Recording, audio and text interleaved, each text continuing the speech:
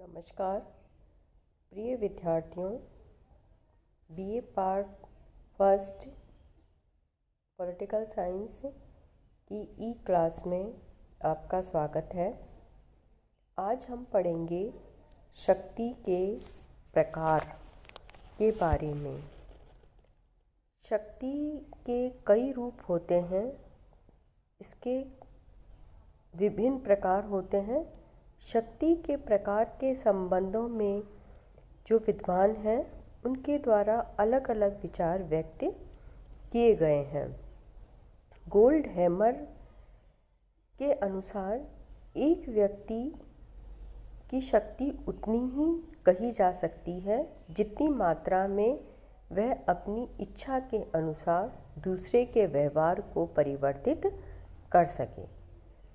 व्यवहार में परिवर्तन की इस धारणा के अनुसार 3 प्रकार की शक्तियाँ होती हैं कि मतलब हम 3 प्रकार से दूसरे के व्यवहार को अपने अनुकूल या जैसा हम चाहते हैं वैसा उसमें परिवर्तन करा लेना ही शक्ति कहलाता है। इन 3 प्रकार में पहला है बल। बल में जो शक्तिवान व्यक्ति बल का प्रयोग करता हुआ उस समय कहा जाता है जिस समय कि वह अधीनस्थ व्यक्ति के व्यवहार को भौतिक शक्ति के माध्यम से प्रभावित करता है। जब शक्तिवान व्यक्ति अपनी इच्छा को प्रकट करके दूसरे के व्यवहार को प्रभावित करता है तो ये प्रभुत्व कहलाएगा। उसने अपनी मंशा प्रकट कर दी कि भाई इस तरीके से ये कार्य होना चाहिए, या तो इसमें प्रभुत्व कहला रहा है। मतलब एक तरीके से जो शक्ति का प्रकार है वो प्रभुत्व के रूप में प्रकट हो रहा है कि वो अपने आप को उससे बड़ा मानकर और उसे ये उम्मीद कर रहा है कि वो उसके बात को माने। प्रभुत्व में आदेश या आग्रह के रूप में भी हो सकता है। मतलब व्यक्ति आग्रह भी कर सकता है और आदेश के रूप में कि आपको ये कार्य करना ही है, और एक रिक्वेस्टिंग वे में भी विनम्रता से भी वो व्यक्ति उसे कह सकता है।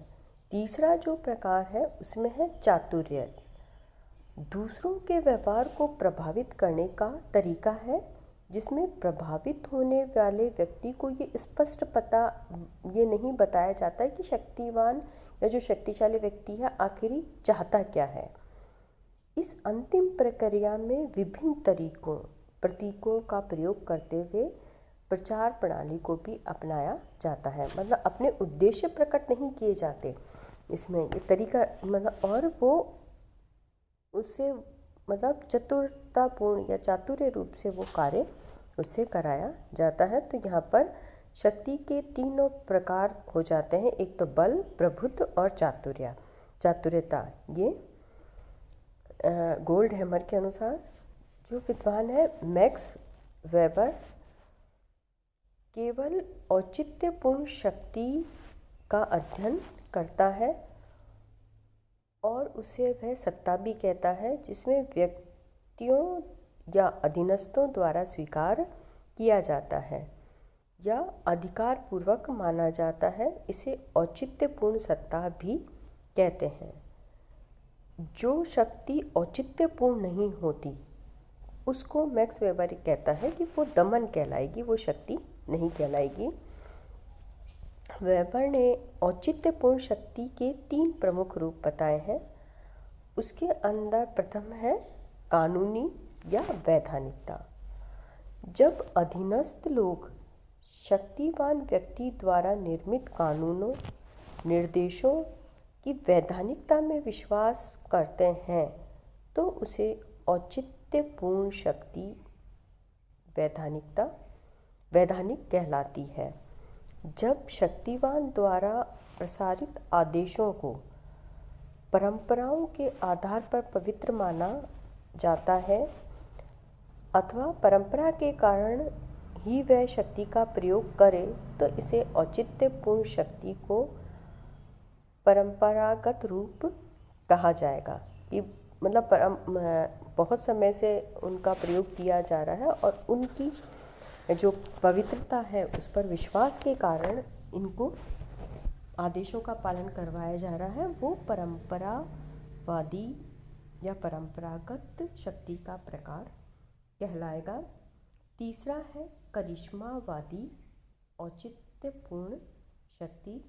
इसके अंतर्गत अनुयायी अपने नेताओं की विशेषता या उनकी जो प्राय अद्वितीय प्रतीत उनको होती हैं या वो उनके व्यक्तित्व से इतने प्रभावित होते हैं कि वो उसके हर बात को स्वीकार कर लेते हैं या उनके प्रति उनका एक तरीके से समर्पण भाव होता है और उसके कारण वो उनके आदेशों का या उनकी बात को वो मानते हैं। तो यहाँ पर जो शक्ति है, वो जो रूप है शक्ति का, वो एक तरीके से करिश्मावादी रूप कहलाएगा। तो जो शक्ति है, अलग अलग विद्वानों के द्वारा शक्ति को अलग रूप में प्रकार के रूप में प्रकट किया गया है। कभी इसमें बल होता है, कभी प्रभुत्व होता है और कभी इसमें चातुर्यता भी होती है और कभी अधीनस्थ का जो विश्वास है। लेकिन इसमें एक तरीके से जो आदेश दे रहा है और जो आदेश का पालन कर रहा है, दोनों के बीच में जो संबंध है वो महत्वपूर्ण माने जाते हैं। धन्यवाद।